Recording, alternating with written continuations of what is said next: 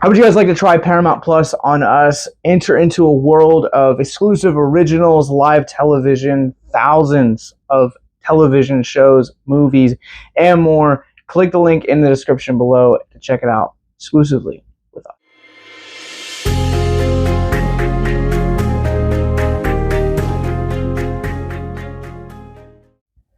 For Victims and Villains, my name is Josh, and today we are jumping into the whimsical world of Paul King's Wonka. I also feel like it is worth mentioning that this is Paul King's movie, and I will jump into why in just a little bit, but let's talk about what the movie's actually about first. So Wonka tells the story of Willy Wonka before the Chocolate Empire, with Timothee Chalamet in the titular role, and as he faces off against the quote-unquote chocolate mafia. So I mentioned earlier that this is a Paul King co-written and directed film, and the reason that I bring that up is because if you've seen Paddington 1 and 2, then there are certain mannerisms that King as a director brings into the stories that he tells, and I think that's really what makes him not only the perfect director for Wonka, but really kind of getting to experience this whimsical world as we originally saw back in 1971 with Gene Wilder. I know there are people that are defenders of Charlie and the Chocolate Factory with Burton and Depp. I think that movie is a fine adaptation. It's definitely closer, but when you're talking about the original world, kind of the whimsical nature of it, then it feels like you want to talk about the Gene Wilder version. I love that there are so many callbacks to the original film, and this actually genuinely feels like this is a prequel of Wilder's version or his take on the character. I don't feel like I'm quite done talking about how much I love Paul King as a director. Paddington 1 and 2 are among literally the best family films that we have gotten, and I would even dare mention comedies that we've gotten in the last 20 years. Paddington 2 is well worthy of the reputation that it has garnered, and I definitely think that Wonka, while it doesn't hit all of those notes that Paddington 2 did hit, this definitely is a worthy succession to those films and continues to make Paul King one of the greatest directors working in not only family entertainment nowadays, but comedy as a whole. I think it's also worth mentioning that the visual backdrop of this world and what King visualizes really helps this world feel very large and cinematic, and it's part of the reason that, again, I will say that King was the perfect director to tell a prequel to Willy Wonka. I typically only bring up scores in videos when I feel like they're actually worth talking about, because some films can approach music, and music is literally just kind of background noise filler. It doesn't amplify the film at all. And then you have movies like Wonka that are absolutely, the score is an extension of what you're seeing visually on the screen. Joby Talbot is the composer on this movie, and I think it would be a massive disservice to him to say that this is one of the best scores of the year, because it absolutely is. While King is visually paying homage to Gene Wilder's take on the character and the familiarity of Willy Wonka and the Chocolate Factory, Talbot is behind the scenes just having these like soft little nods and notes to the original score of that movie. And I think the two just kind of paired together just make for a really just absolutely immersive experience into nostalgia and wonderment, and it is absolutely delightful. Timothee Chalamet, I will say that he is going to either, his take on the character is going to make it or break it for people. I think people are going to look at this and try to figure out how Chalamet's version of the character ultimately becomes Wilder's version of the characters, because we're kind of led to believe that this is the world leading up to the 1971 movie, very similarly to how the most recent Planet of the Apes trilogy has been prequels, essentially leading up to the original 1968 movie. I, for one, really liked Chalamet in this role. I thought that he brought a lot of charisma to it. There's a lot of sympathy and also hopefulness that I really found delightful in his character. There's a lot of times in this where you find Willy kind of down on his luck. He's not kind of this whimsical genius that other adaptations have led us to believe, but they really humanize the character of Willy Wonka here, and that was something I also really liked about this movie. I thought that Chalamet's performance and then the script by King and Simon Farnaby also play just neck and neck with one another, like one hand basically holding the other. Also, speaking of collaborations, just want to refresh my notes up here that Neil Hannon also produced the music on this between him and Talbot. So two of them, again, unison. Also, I really liked the supporting cast in this as well. Like, for this being a origin story of an iconic character like Willy Wonka, the supporting cast did not nearly need to be as good as it was.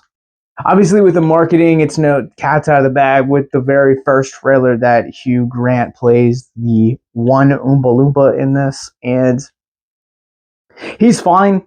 If you took him out of this movie, it would basically be the same movie. Like, he doesn't add anything to the story. It's just kind of a nod to the original. And I don't know how to feel about Grant's performance one way or another. Didn't love it, didn't hate it.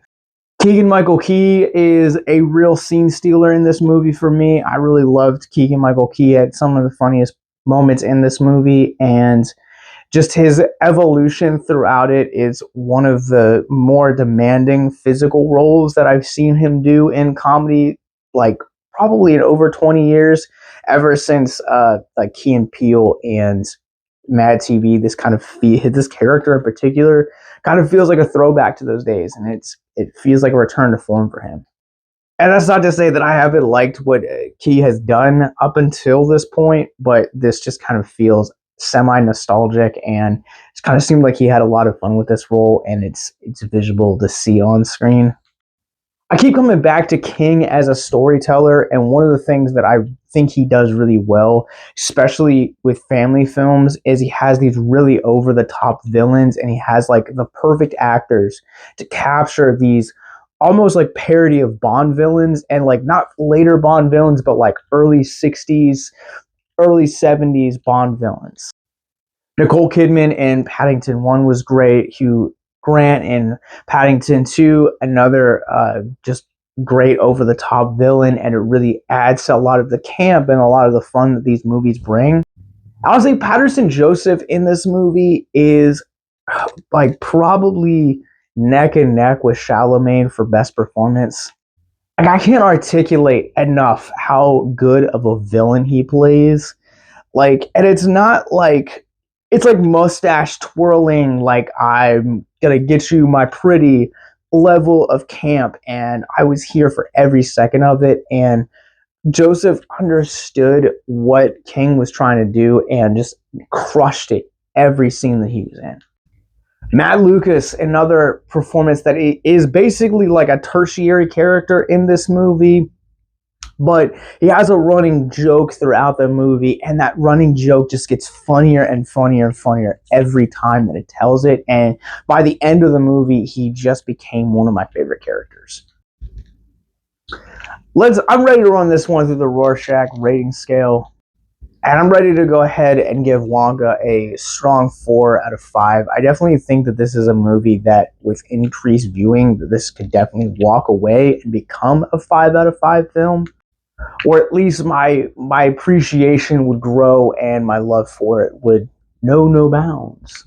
This movie is delightful in just about every way that you can slice it. It's a great musical. It's a great comedy. It is just really whimsical. It feels nostalgic. There are great performances by Timothee Chalamet, Patterson Joseph, Keegan-Michael Key, Matt Lucas, and basically everyone in this cast is just incredible. There are a few standouts, like I did mention, but just the world that Simon Farnaby and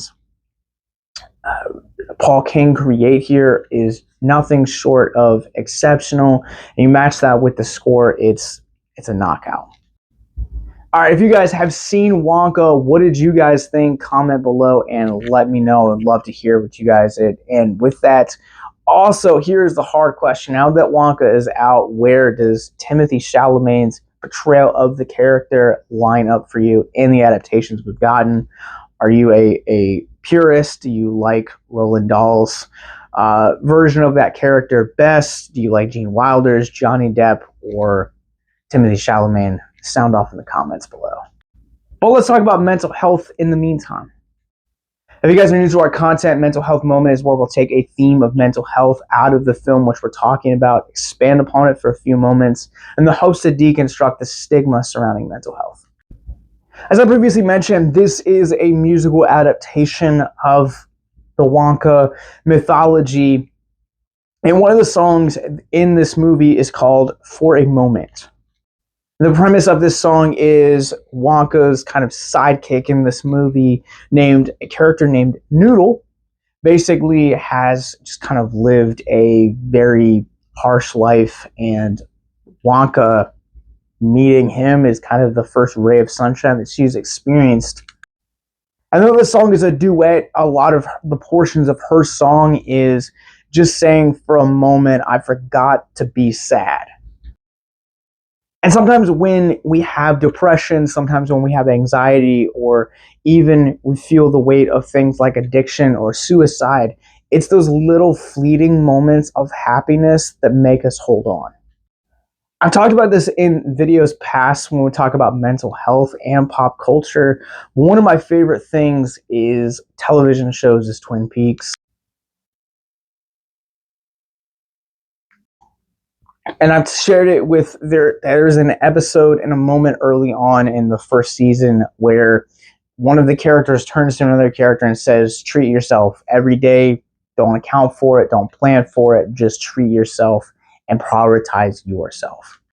And honestly, I think that is such a rich thing. And when you bring that into the Wonka, for a moment, I forgot to feel sadness. Treating yourself to something like a specialty coffee from Starbucks, or that new video game that you wanted, or a new pair of shoes, or, you know, something like, even like, oh, I'm going to go get ice cream, you know, just something simple like that. Sometimes it really just brightens up your day, and there's just moments of happiness, and those happiness can just have a ripple effect throughout the rest of the day.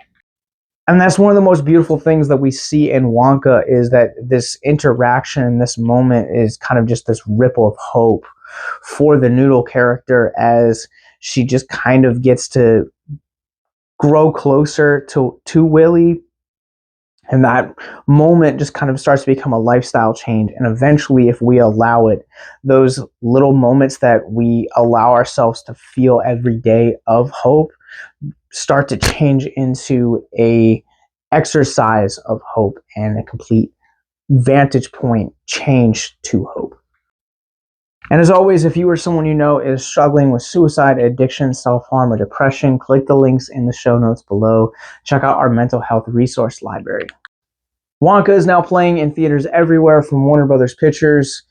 And in the show notes below, you guys will also find our subscribe button, links to our Patreon, the previously mentioned Paramount Plus link, our mental health resource library, all of our social media, podcasts, more movie reviews like this. So until next time, remember to stay classy. Have a good night.